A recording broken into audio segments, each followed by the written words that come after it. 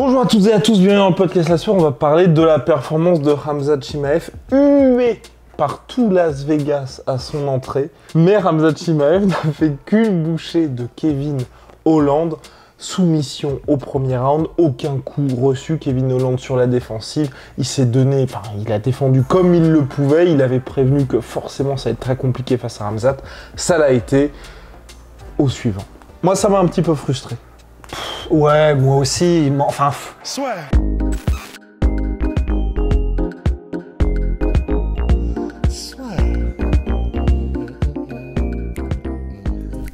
Entre dans l'octogone avec Unibet. Qui sera le vainqueur du combat? En combien de rounds?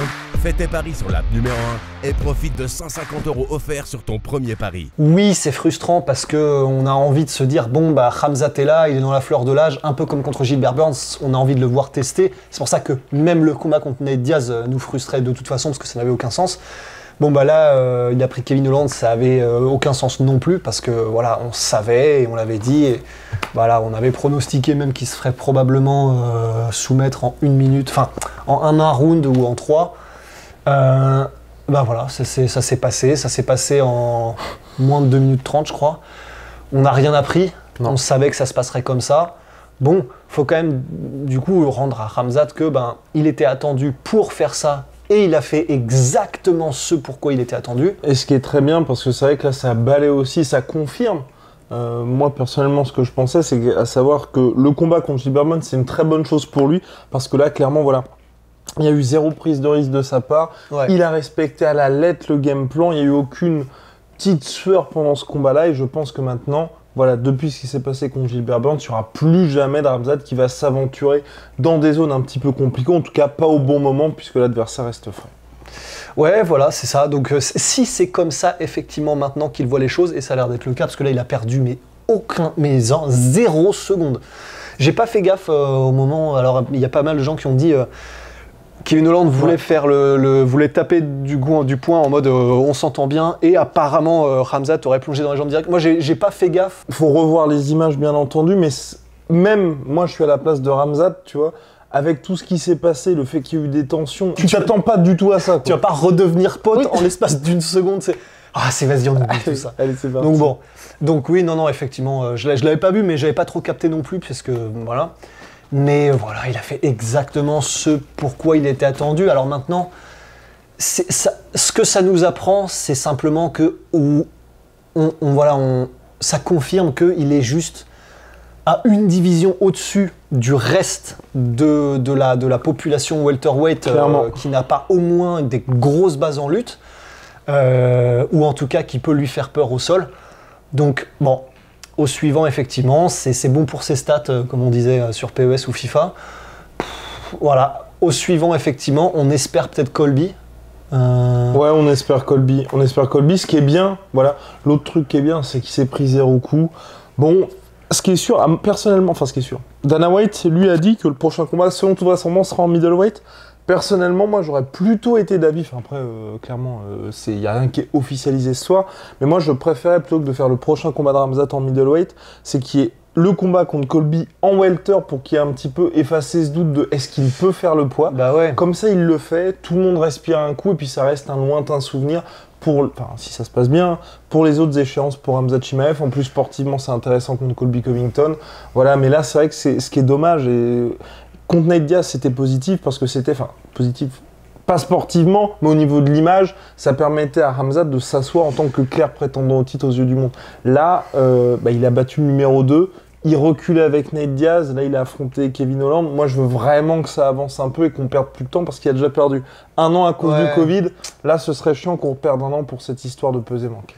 Et d'ailleurs, pour ce qui est de la pesée, je vous conseille d'aller voir le podcast de Clément Marcoux sur le sujet. Et en gros, pour Clément, j'espère que je paraphrase d'une manière qui est correcte, mais en gros, il est en mode, s'il n'a pas réussi à faire le poids comme ça, c'est qu'en gros, ça a été juste très mal géré.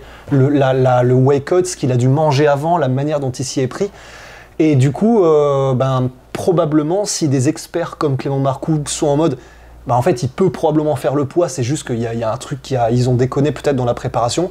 J'espère que j'ai pas de conneries. Mais ce serait plutôt rassurant. Ça voudrait donc dire que s'il fait les choses bien dans la théorie, en fait, il peut faire son run d'abord en welterweight et ensuite monter en middle. J'aurais tendance à croire, on a eu cette discussion il n'y a pas longtemps, mais j'aurais quand même tendance à penser que c'est pas le même délire que Darren Till ou Gastelum. Dans le sens, Darren Till et Kevin Gastelum, la raison pour laquelle on les a entre guillemets forcés à monter en middleweight, c'est parce qu'ils avaient apparemment une hygiène de vie un peu déplorable, qui faisait qu'ils bouffaient n'importe quoi entre les combats, qu'ils arrivaient trop lourds, que machin. Khamzat, j'aurais quand même tendance à croire qu'il est beaucoup plus discipliné que ça et qu'il ne fait pas des écarts pareils en termes de style de vie, etc., un peu à la Paddy Pimblett et tout. Donc, personnellement, j'ai encore l'espoir que pour Khamzat, il fasse d'abord et qu'il finisse Wow non, lapsus, putain. Qu'il finisse d'abord son run en welterweight et ensuite qu'il monte en middleweight. Entièrement d'accord. Même si j'ai très envie de voir le fameux combat contre Paulo Costa, franchement, mais ça m'exciterait tellement ce fight. C'est vrai que l'UFC pourrait le faire. Non, franchement, je serais chaud. Oui, non, je partage ton avis. Ce serait top de le faire maintenant. Ouais. Après, c'est vrai que pour Paulo Costa, ce serait un petit peu chiant parce que après Vettori en light heavyweight, Ouais. c'était de sa faute 100%. pour Vettori en light heavyweight. Luke Rockhold qui n'était pas classé. Ouais. Là, affronter Khamzat Chimaev, lui aussi, ce qui est un peu chiant, c'est qu'il va perdre du temps aussi. Ouais, c'est ça. Bah ouais, là vraiment Paulo Costa, il fait la course, mais à côté dans l'herbe, pas sur les lignes tracées de la piste de course. Tu vois. Enfin, c'est très bizarre.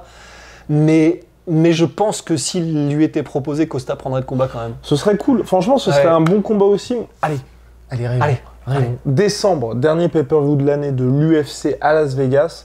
Moi, je propose en co-main event Khamzat contre Colby Covington. Si ça ne peut pas se faire parce que Colby Covington n'est pas prêt, on fait Khamzat contre Paulo Costa en middleweight. Dana White vient pas de dire dans la conf de presse, peut-être qu'on n'a pas fait gaffe, mais que justement Colby, là, ils étaient en train de lui reparler et que c'était relancé. C'est ce qu'ils disent, et puis il avait déjà dit ça il y a quelques semaines lors des Contender Series, mais on sait que c'est toujours compliqué entre le moment où tu parles à Colby et le moment où le combat est effectivement finalisé. Donc, à suivre Big Rusty. En tout cas, voilà. Khamzat, ça avance, voilà, et il n'a pas pris le bonus. Vous allez vous poser la question, pourquoi est-ce qu'il n'a pas pris le bonus? C'est parce qu'il n'a pas pu faire le poids. Ouais. Et à l'UFC, il n'y a pas de bonus quand vous ne faites pas le poids. Absolument. Terminado, Big Rusty?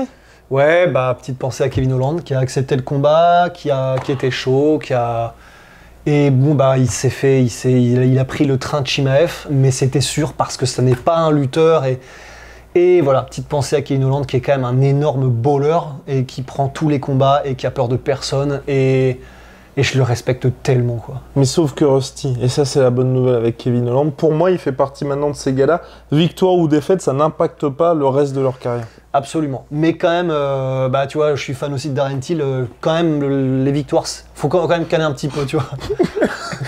Faut quand même gagner de temps en temps. Ouais, s'il te plaît. Après Darren Till, déjà faudrait combattre aussi. Mais ça c'est une autre question. On en reparlera. On reparlera aussi du comeback, du monster comeback, le comeback monstre annoncé par Darren Till pour 2023. Qui commence par Dricus du Plessis. Le 15 décembre prochain. Pourquoi t'es heureux comme ça? Pourquoi je suis heureux comme ça? Mission Cléopâtre. Parce que Darren Till combat le 15 décembre, Big Rusty. Pourquoi c'est une bonne nouvelle? Bah parce qu'il est coéquipier avec Khamzat. Oh Donc pourquoi pas faire d'une pierre deux coups? Allez, réponse d'ici quelques mois. Shalada Masfulpi Masfulputain, toujours en 33% sur tous mes protéines avec le code la sueur Big Rusty. On se retrouve très vite. Ouais.